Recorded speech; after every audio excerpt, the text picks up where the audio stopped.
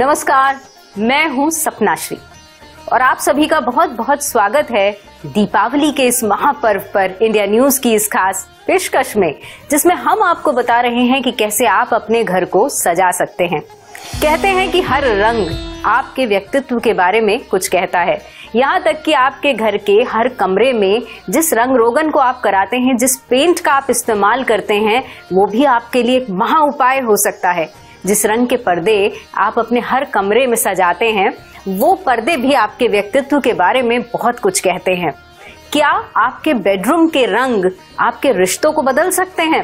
तो बस इसी सब पे आज आप बने रहिए हमारे साथ और मैं आपको बताऊंगी कि कौन से कमरे में कौन से रंगों का प्रयोग करने से आपके जीवन में तरक्की, उन्नति और कामयाबी होती है।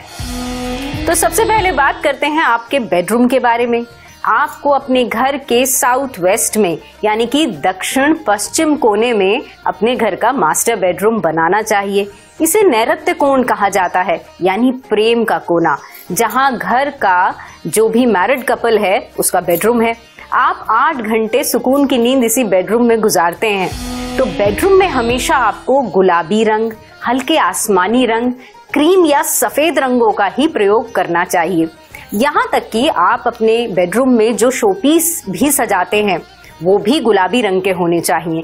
अक्सर लोग किसी भी रंग के नकली फूलों का इस्तेमाल कर लेते हैं अपने बेडरूम को सजाने के लिए, तो आपको कभी भी नीले रंग के नकली या असली फूलों का इस्तेमाल नहीं करना चाहिए। कोशिश करनी चाहिए कि प्रेम का प्रतीक गुलाब का इस्तेमाल आप करें या गुलाबी, सफेद, लाइट कलर के ही फूलों का इस्तेमाल बेडरूम में किया जाना चाहिए। लेकिन कभी भी मुरझाए हुए फूल, सूखी हुई पत्तियां आपके बेडरूम में ना हो। साथ साथ गुलाबी रंग की अधिकता को बढ़ाने के लिए आप बेडरूम में गुलाबी रंग का इंटीरियर करा सकते हैं, खूबसूरत से पर्दे लगा सकते हैं, बेडशीट्स का प्रयोग कर सकते हैं। आपको एक और उपाय बताती हूँ। यदि आपको लगता है कि जीवन साथी के साथ रिश्ते में कुछ मनमुटाव चल रहा है, तो बस छोटा सा उपाय कर लीजिए। अपने बेडरूम में डबल बेड के नीचे आपको गुलाबी रंग का एक चकोर टुकड़ा यानी एक पेपर लीजिए या एक कार्डबोर्ड लीजिए, उसे गुलाबी रंग से सजा करके अपने डबल बेड के ठीक नीचे आपको लगाना है। और फिर देखिए कि कैसे रंगों की ऊर्जा आपके रिश्तों को खूबसूरत बनाती है। बात करते हैं घर के अगले कमरे यानी कि बच्चों के कमरे के बारे में या स्टडी रूम के बारे में। जी हाँ, आपके घर का उत्तर पश्चिम दिशा में बनाया जाने वाला ये कमरा बच्चों के लिए सबसे परफेक्ट होता है, यानी कि नॉर्थ वेस्ट कॉर्नर में। नॉर्थ वेस्ट को जल तत्व माना जाता है और माँ लक्ष्मी का सबसे प्रिय स्थान कहा जाता है, धन का कोना कहा जाता है। इसलिए आपको इस दिशा को, इस कोण को, इस कमरे को हमेशा साफ सुथरा ही रखना चाहिए। लेकिन यदि आप अपने बच्चों के कमरे में बहुत डार्क कलर्स का प्रयोग करते हैं तो बच्चों की पढ़ाई में एकाग्रता नहीं लगती, यानी बार बार आप उन्हें डांटते रहते हैं और वो पढ़ने में कहीं ना कहीं जी चुराते रहते हैं। इसका उपाय क्या है? आपको बच्चों के कमरे में गाढ़े रंगों का प्रयोग बिल्कुल नहीं करना है। जब आप व्हाइट वॉश कराएं या कर्टन्स ढूंढ रहे हो तो आपको ज्यादा से ज्यादा क्रीम, ग्रीन या हल्के आसमानी रंग का प्रयोग करना चाहिए, क्योंकि हरे रंग में हीलिंग एनर्जीज होती हैं। यदि आप कहीं भी देखेंगे, हॉस्पिटल्स में, प्रकृति में, आपको हरे रंग की अधिकता नजर आएगी, यानी वो रंग जो दिनों दिन आपको उन्नति की ओर ले जाता है, एकाग्रता की ओर ले जाता है, जिसे देख के मन और मस्तिष्क को संतुष्टि मिलती है। इसीलिए बच्चों के कमरे में हमेशा हरे रंग की अधिकता को बढ़ाइएगा। अब बात करते हैं घर के सबसे मुख्य स्थान की, जिसे कहते हैं मुख्य द्वार। जी हाँ, यही वो जगह है जहाँ से कोई भी बाहरी व्यक्ति आपके घर में आता है या जहाँ से आप किसी विशेष कार्य पे जाने के लिए निकलते हैं, जहाँ से सकारात्मक या नकारात्मक ऊर्जा का प्रवाह आपके घर में आता है, जहाँ से आपके घर की दिशा का निर्धारण होता है। इसीलिए कभी भी मुख्य द्वार दक्षिण दिशा में नहीं होना चाहिए, यानी साउथ वेस्ट, साउथ या साउथ ईस्ट दिशा में नहीं होना चाहिए, क्योंकि इसे अग्निकोण कहा जाता है। आपके घर का मुख्य द्वार सदैव उत्तर में, पूर्व में या उत्तर पूर्व में होना चाहिए। मुख्य द्वार पर कभी भी आपको काले रंग का प्रयोग नहीं करना चाहिए और संभव हो सके तो मुख्य द्वार और खिड़की दरवाजों को आप डार्क ब्राउन कलर या गहरे रंग में रंगवा सकते हैं। ब्लैक कलर इसलिए नहीं क्योंकि काले रंग को नेगेटिविटी का कलर कहा जाता है। यही काला रंग जब आपके दरवाजे से ची एनर्जी आपके घर में आती है तो उसे बाधित करता है। इसलिए कोशिश कीजिए कि आपके घर का मुख्य द्वार कभी भी काले रंग का ना हो। अगली चीज जिसके बारे में हम बात करेंगे वो है आपके घर की सीलिंग। कहते हैं कि वास्तु में जितना महत्व घर के ब्रह्मस्थान का होता है उतना ही एक कमरे में उसकी छत का या सीलिंग का महत्व होता है, क्योंकि वहां वो पूरी एनर्जी को कंट्रोल करके रखता है। तो कैसी होनी चाहिए आपके घर की सीलिंग? घर की छत या किसी कमरे की छत डिजाइन करते समय आपको कुछ बातों का ध्यान रखना है। जैसे सबसे पहले हमेशा हल्के रंगों का, बहुत light grey, cream, white colours का आप प्रयोग कर सकते हैं। साथ ही आपको ये भी ध्यान रखना है कि आपकी छत पर भी पूरी मात्रा में लाइट आती हो। यदि हर कमरे में सूर्य की रोशनी कुछ मिनट के लिए ही आ सकती है तो भी अच्छा है, लेकिन यदि सूर्य की रोशनी ना आती हो तो लाइटिंग का अरेंजमेंट ऐसा होना चाहिए कि आपके घर की छत पर भी रोशनी जरूर जाए। अब बात करते हैं घर के सबसे प्रमुख कोने की, वो है आपके घर का रसोई घर। क्योंकि कहते हैं कि पहला सुख निरोगी काया, यानी आपकी सेहत जिंदगी में सबसे ज्यादा मायने रखती है। प्रत्येक व्यक्ति इसी रोटी के लिए शायद जिंदगी में इधर उधर जाता है। तो खैर बात करते हैं रसोई घर के बारे में। आपके घर के दक्षिण पूर्व कोने में आपको अपने रसोई घर को डिजाइन करना है। दक्षिण पूर्व कोना यानी कि साउथ ईस्ट कॉर्नर का अग्नि तत्व होता है। यहाँ पर ज्यादातर धारदार चीजें, मिर्च, मसाले, प्रतिदिन आपके घर में खाना पकता है, अग्नि होती है, और बहुत सारी इलेक्ट्रिकल चीजें जैसे फ्रिज है, माइक्रोवेव है, आपका गैस स्टोव है, इस तरीके की बहुत सारी चीजें आपके किचन में होती हैं। तो आपको हमेशा अपने रसोई घर में लाल रंग का, नारंगी रंग का या उससे मिलते जुलते कलर्स का ही प्रयोग करना चाहिए। यही आपके लिए शुभ माना जाता है। लेकिन रसोई घर में ये सब चीजें बनने के बाद अग्निकोण में घर का मंदिर आपको कभी नहीं बनाना चाहिए। यदि आपको बहुत ही जरूरत लगती है, आपके घर का कोई और कोना पूजा घर के लिए नहीं है, तो फिर आपको अपने घर के रसोई घर में छोटा सा मंदिर बनाकर उसको कर्टन से आपको ढकना चाहिए। लेकिन प्रथम कोशिश आप यही करें कि आपके घर के रसोई घर में मंदिर कभी भी ना हो।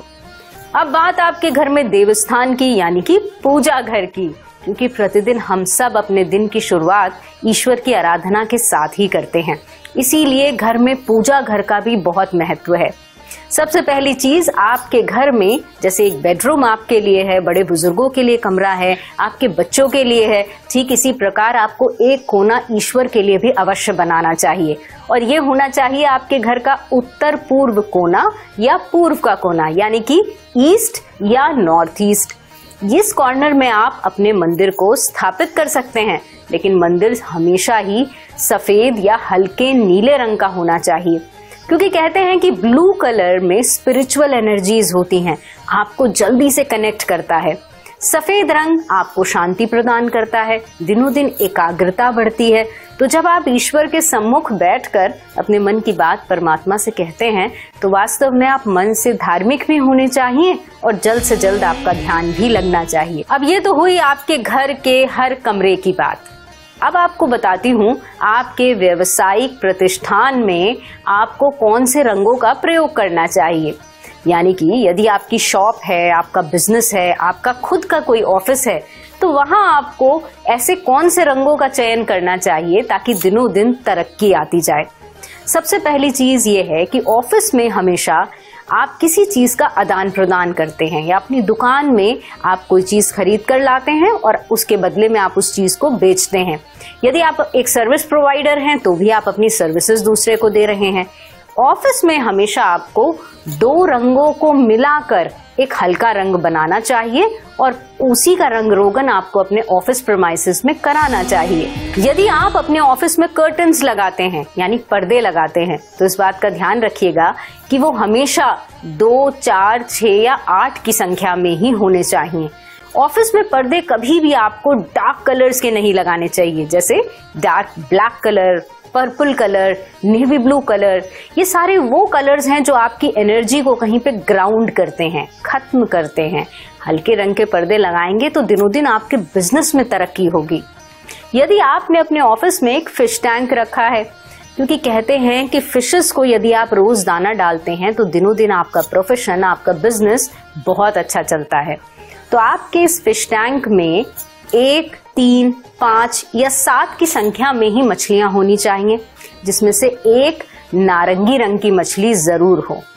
यदि आप नौकरी करते हैं, यानी कि आप कहीं पर जॉब करते हैं, तो आपको अपने ऑफिस में हल्के गुलाबी, हल्के जामुनी या बादामी रंगों का प्रयोग करना चाहिए। जितने लाइट अर्दी कलर्स का आप प्रयोग करेंगे, उतना ही आपका कनेक्शन अपने बॉसेस के साथ, अपने कलीग्स के साथ, अपने सीनियर्स के साथ अच्छा रहेगा।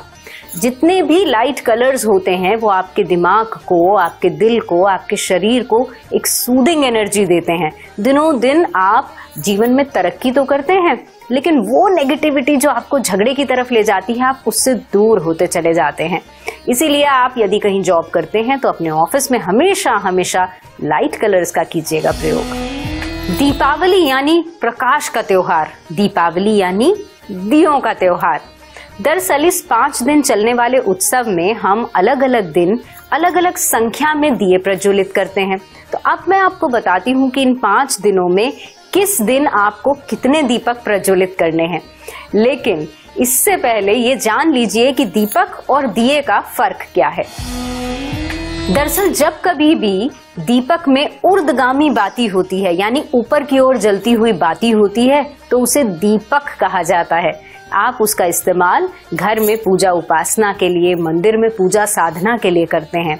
लेकिन दिया यानी जिसमें लेटी हुई बाती होती है, लंबी बाती होती है, उसे हम दिया कहते हैं। दीपावली के इन पंच उत्सव में प्रतिदिन हम अलग अलग प्रकार के दिए जलाते हैं।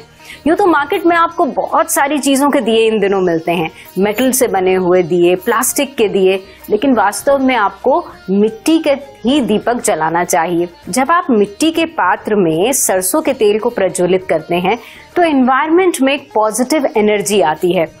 जब भी कभी आप अपने पितरों के निमित्त दीप जलाते हैं तो वो वाला दिया भी हमेशा लेटी हुई बाती का होना चाहिए।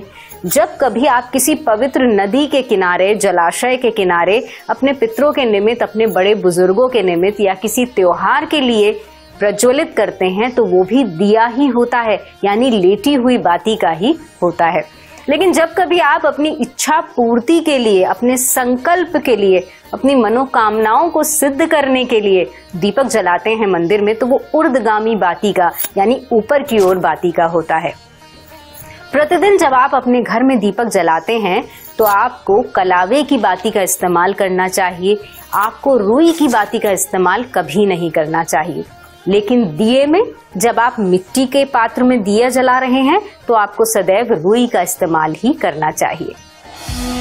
अब आपको बताती हूँ कि धनतेरस पर आपको कितने दिए प्रज्वलित करने चाहिए। दरअसल धनतेरस की शाम गोधूली बेला के बाद, सूर्यास्त होने के बाद आपको अपने घर के मुख्य द्वार पर 13 दीप प्रज्वलित करने चाहिए और वहीं आपको घर के अंदर भी 13 दिए इसी प्रकार के प्रज्वलित करने चाहिए।